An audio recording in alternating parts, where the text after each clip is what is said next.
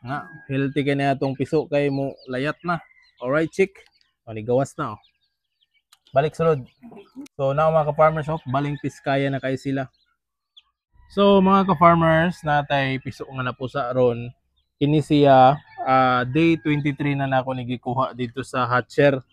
So, kahapon, atong day 22 unta niya, nakukuhaon eh. Kaso napay basa, so ni additional ko usa ka adlaw para siguradong mamala na ning atong mga piso. So makita ninyo mga ka-farmers, dry na ning atong mga piso. So okay na kay ni sila kuhaon og ibutang sa brooder or ato sa ibutang diri sa karton kay wa tay kabutangan og gamay ra man ni sila.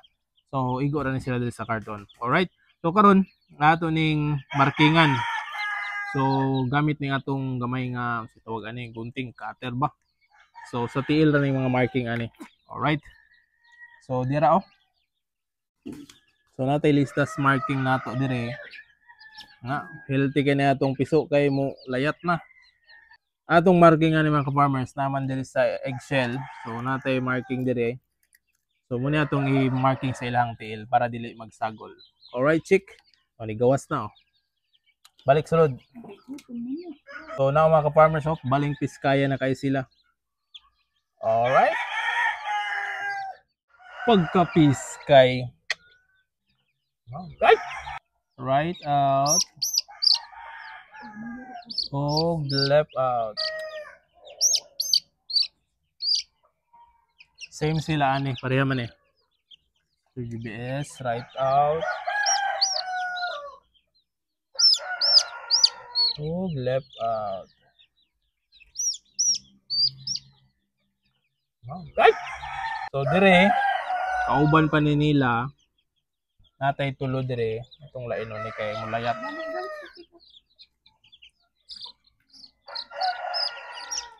So kaning tulo, eggshell ani, ay wala na po sa roundhead naka-cross sa golden boy. So roundhead, golden boy, right in, left in. Mudag ko pribuyag mga ka-farmers ning piso. Taas mo nilang kuan ang brood cup natong gigamit.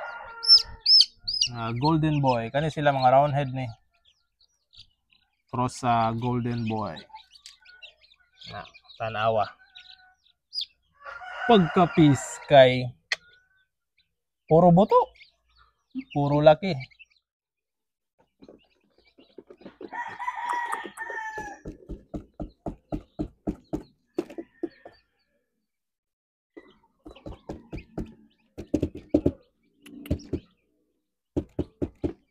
Tut. So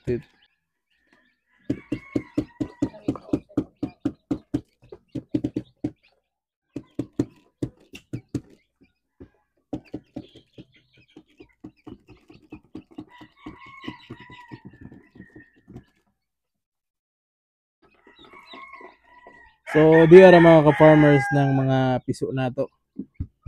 So mostly dire kay kuan ni siya. Sweater golden boy. Mga crosses. Golden boy sweater sa sweater. Dayong nati uskabuk maklin kana. Kani siya.